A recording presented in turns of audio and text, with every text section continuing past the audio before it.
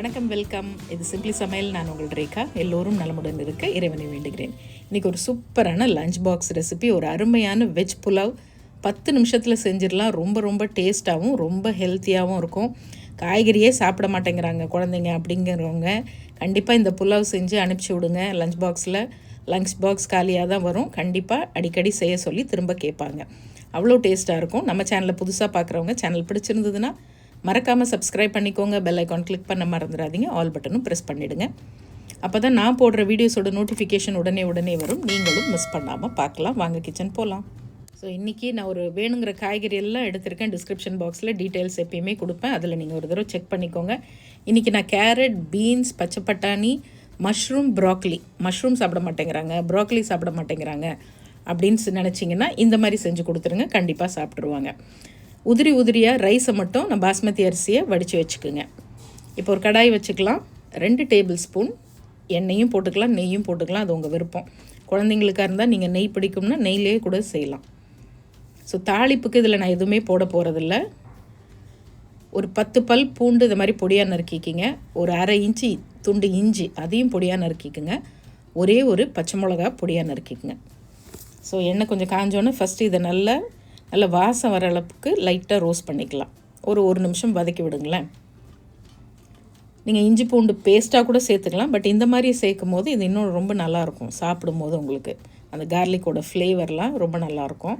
Suppose நீங்கள் பூண்டு சாப்பிடாதவங்களாக இருந்தால் பூண்டு மட்டும் அவாய்ட் பண்ணிவிட்டு இஞ்சியும் பச்சை மிளகாவும் நீங்கள் சேர்த்துக்கலாம். கார்லிக் பிடிக்குங்கிறவங்க கண்டிப்பாக அது போட்டு செய்யுங்க. ரொம்ப நல்லாயிருக்கும். இப்போ கொஞ்சம் நல்லா அந்த ஃப்ளேவர் ஃபுல்லாக அது வதங்கிடுச்சு. இப்போ நம்ம காய்கறி எல்லாம் டைரெக்டாகவே அதில் சேர்த்து வதக்கிடலாம். ஒரு 10 நிமிஷத்துக்குள்ளே உங்களுக்கு புலாவ் ரெடி ஆகிடும். நீங்கள் ரைஸ் மட்டும் முதல்ல உதிரியாக வடித்து வச்சுக்கோங்க. ரைஸ்லேயும் நான் கொஞ்சம் உப்பு சேர்த்து வடிச்சிருக்கேன்.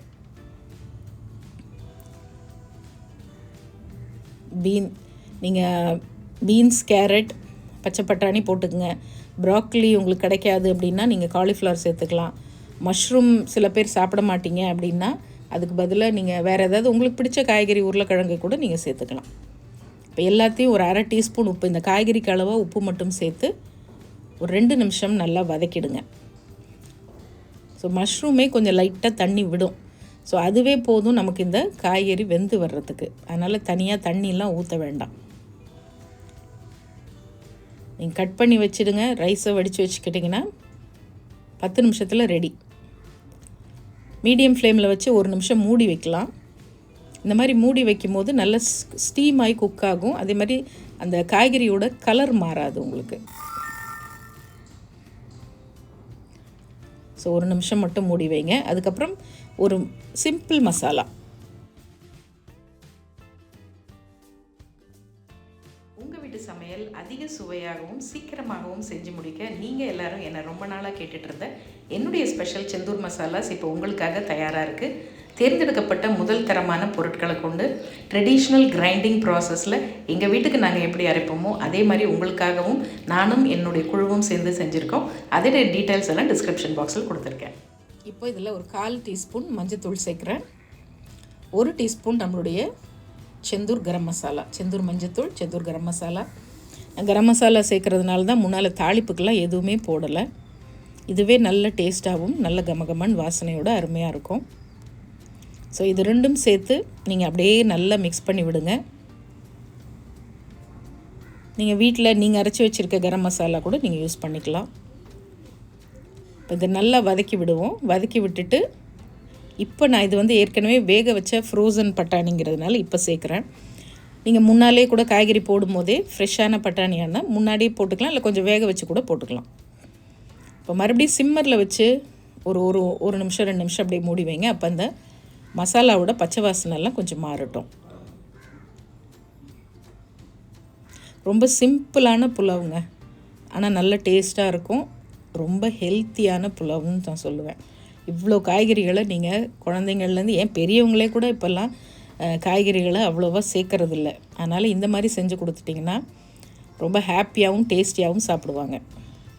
இப்போ ஃப்ரெஷ்ஷான கொத்தமல்லி கொஞ்சம் கட் பண்ணி சேர்த்துட்டு எல்லாத்தையும் சேர்த்து நல்ல ஒரு பெரட்டி விட்டுட்டு நம்ம வடித்து உதிரியாக இருக்கணும் ரைஸு, அது மட்டும் முக்கியம். இந்த மாதிரி ரைஸ் வடித்து வச்சுக்கோங்க. நீங்கள் ஃப்ரிட்ஜிலே கூட வடித்து வச்சிடலாம். எப்போ தேவையோ அப்படியே எடுத்து டக்குன்னு செஞ்சுக்கலாம். ஸோ ரைஸ் அதில் போட்டுட்டு, இப்போ நான் போட்டிருக்க குவான்டிட்டி 2 கப் ரைஸு. இந்த காய்கறியோடு சேரும் போது 3 பேர் தாராளமாக சாப்பிட்லாம். 3 பேருக்கு நீங்கள் லஞ்ச் பாக்ஸுக்கு கட்டி கொடுத்துடலாம். அவ்வளோதான். நல்ல ஹை ஃப்ளேமில் வச்சு ஒரு தடவை பரட்டி டாஸ் பண்ணி விட்டிங்கன்னா புலாவ் ரெடி. இவ்வளோ ஈஸியான ஒரு புலாவ் பாருங்கள். இதில் ஃபைனலாக கொஞ்சம் வறுத்த முந்திரியும் 1 டேபிள் ஸ்பூன் நெய்யும் சேர்க்குறது ஆப்ஷனல். இருந்தால் சேர்த்துக்குங்க. போட்டால் இன்னும் நல்லாயிருக்கும் சாப்பிட்றதுக்கு. அங்கங்கே அந்த முந்திரி பருப்பு வரும்போது அது பிடிச்சவங்களுக்கு ரொம்ப பிடிக்கும் இல்லையா? அதனால் அவ்வளோதான். சூப்பரான வெஜ் புலாவ் ரெடி. இதுக்கு ஒரு ரைத்தா போகிறோம். ஆனியன் ரைத்தாவோ இல்லை வெள்ளரிக்காய் போட்ட ரைத்தா ஒன்று வச்சிட்டிங்கனாலே போதும். வேறு எந்த சைட் டிஷ்ஷுமே தேவையில்லை. அவ்வளோ டேஸ்ட்டாகவும் இருக்கும். ஸோ கண்டிப்பாக லஞ்ச் பாக்ஸுக்கு செஞ்சு கொடுத்து பாருங்கள். நிச்சயமாக லஞ்ச் பாக்ஸ் காலியாக தான் வரும். லஞ்ச் பாக்ஸ் கொடுத்து அனுப்புறது மட்டும் இல்லை, வீட்டில் இருக்க லேடிஸ் நீங்களும் இந்த புலாவ் செஞ்சு என்ஜாய் பண்ணுங்கள். மற்றவங்களோட ஹெல்த் எவ்வளோ முக்கியமோ அதே மாதிரி நம்மளோட ஹெல்த்தும் ரொம்ப முக்கியம். நல்ல சூப்பரான இந்த புலாவ் செஞ்சு சாப்பிட்டு என்ஜாய் பண்ணிவிட்டு எப்படி இருக்குன்னு மறக்காமல் சொல்லுங்கள். இன்னொரு ஃபேண்டாஸ்டிக் ரெசிபியோடு மறுபடியும் பார்ப்போம். நம்ம சேனலை ஃபேஸ்புக்லேயும் இன்ஸ்டாகிராம் பேஜ்லேயும் ஃபாலோ பண்ண மறந்துடாதீங்க. அதோட லிங்க்கும் டிஸ்கிரிப்ஷன் பாக்ஸில் இருக்குது. நம்மளுடைய செந்தூர் மசாலாஸ் வேணுங்கிறவங்க அந்த டீட்டெயிலும் டிஸ்கிரிப்ஷன் பாக்ஸில் இருக்குது. இது சிம்பிளி சமையல். நான் உங்கள் ரேகா. தேங்க்ஸ் ஃபார் வாட்சிங். Take care. பபாய்.